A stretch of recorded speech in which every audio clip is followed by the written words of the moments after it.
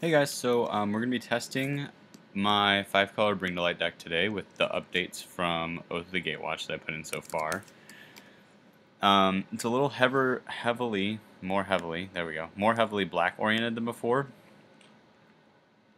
And this is a keepable hand. So I have the ability to cast Crackling Doom on turn 4, and Siege Rhino on turn hopefully 5.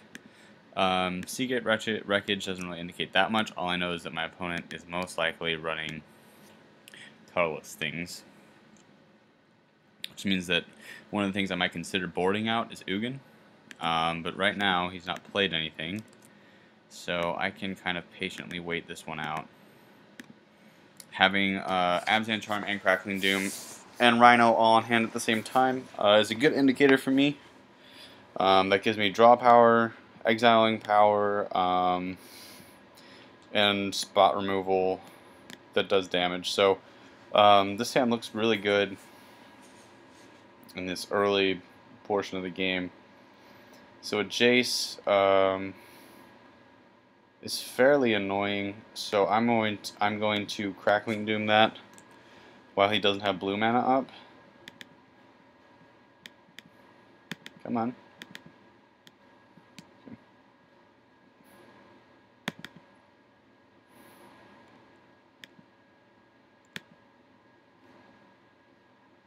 Okay.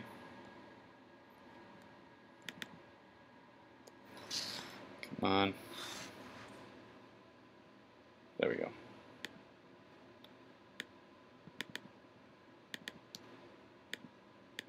So just kill off the Jace. I did that during my turn so that he couldn't counter it. This must be some sort of blue-black, maybe splash red, control, something like that.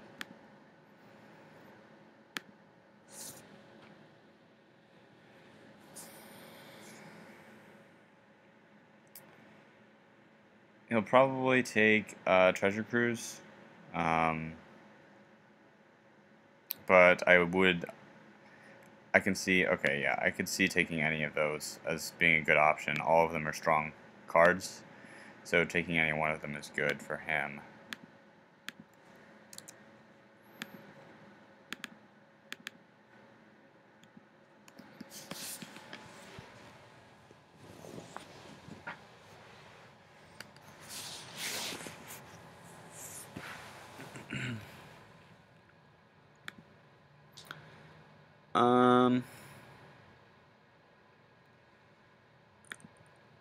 I think I'll in response Abzan Charm and draw 2.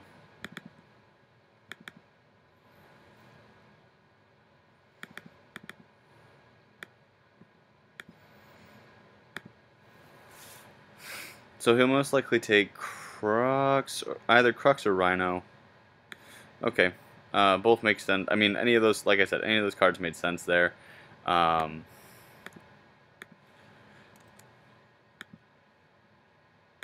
I would have probably taken the Rhino.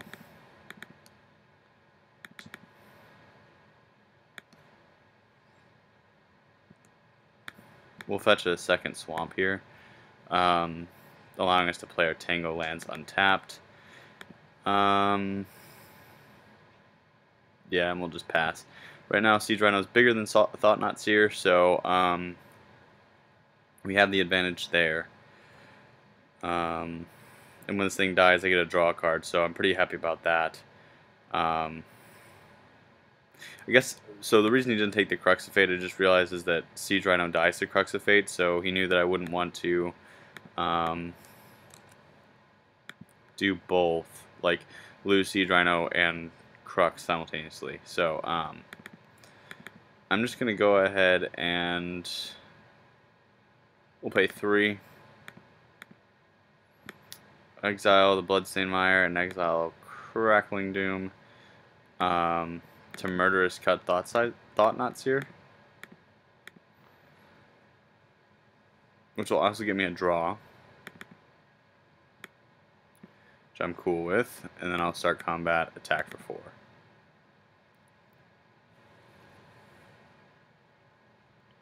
Sweet.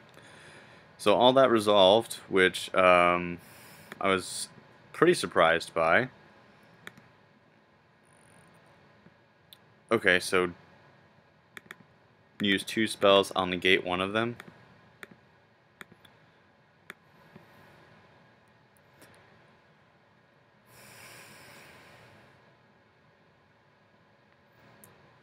Okay. So, what do I expect here? I want Duress, for sure. Languish is still good. Ugin seems bad. Flying Tendril seems a little underpowered. Overwhelming Denial might be good. Maybe take out one Utter End. And Complete Disregard seems... Well, it does kill Jace. But his variant doesn't seem to be running as much red. So I'll take out one Complete Disregard just because I don't expect him to be recurring Jace all the time. It's not as important to me. And we'll just try that. I don't generally have to board too much against slower decks like this. So we'll see how this works out. I think I can keep this. Especially after my opponent mulligans. That looks a little bit better for me. So,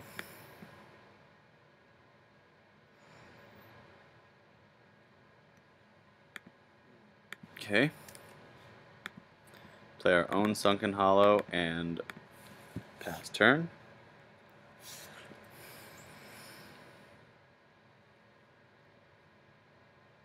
Ouch. Okay, so he doesn't hit a second land, which is really good for us and really bad for him. I'm going to go ahead and play out my second Sunken Hollow and pass. If we can get into our fifth land or fourth land on this turn, we're looking pretty good. We don't, but we still have another turn to draw it. And we have Flaying Tendrils up now, which is pretty good. Okay, so he's got 2 mana up now.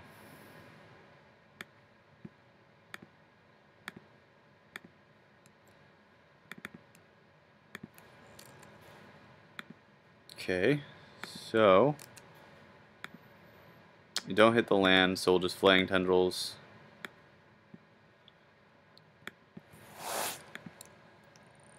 Yeah. Pass. So both of us are kind of mana screwed here. So that's going to be a fun, interesting game. He's got a second Jace. That's not what I was hoping for. Fortunately, however, answers are pretty rampant in this deck.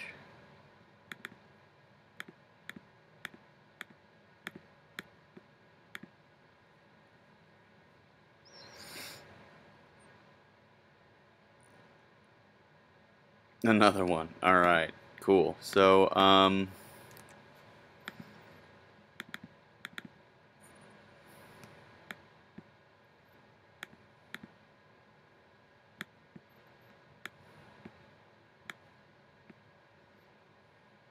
think we'll just pay 3. Keep Grasp of Darkness in the graveyard.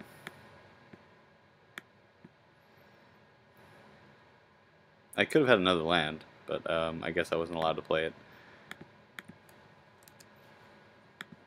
Wow. Okay, so this isn't going well for either of us when it comes to lands. I think I'm going to toss out an Abzan Charm. Pass. It's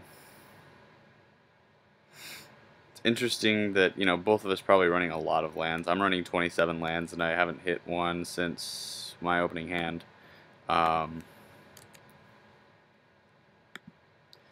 honestly have no idea what's going on. This is really frustrating. Yeah, I guess I'll just throw out another Abzan Charm. I'm throwing out the Abzan Charms because they're just simply not as important as my Delve spells, and I'd like to have 2 Ojutais and all that stuff. So, and now he's caught up to me on lands, which is unfortunate. There we go. Alright, so now we're in business. That took a long time for both of us there. That's really strange. It doesn't usually happen like that. I don't think for either of us, but you know.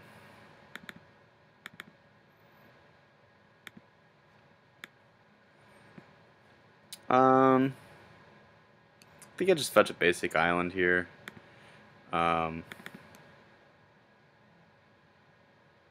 Nope. I'll fetch a plains. Actually, thinking about bring to light. Even though right now I'm only gonna be able to bring to light for 4 regardless.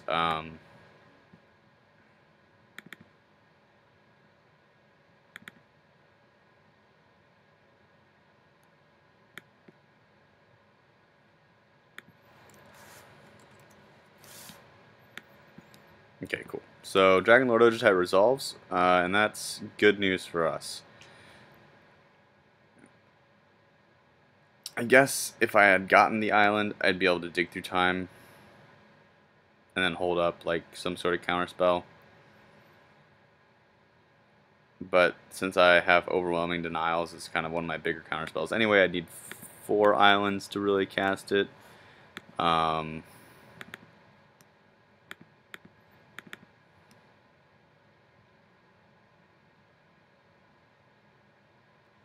See what he does with this. Is he going to try to kill spell it or not?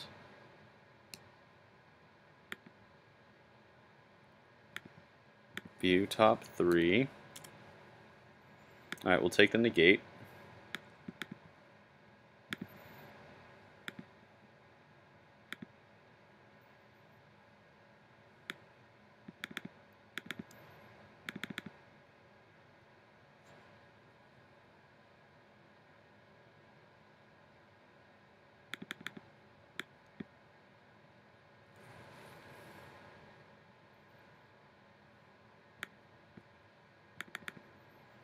Alright, so if he doesn't have like some sort of sweeper backed up with a counterspell here, I think we just kind of win. Crux of Fate, I will negate that.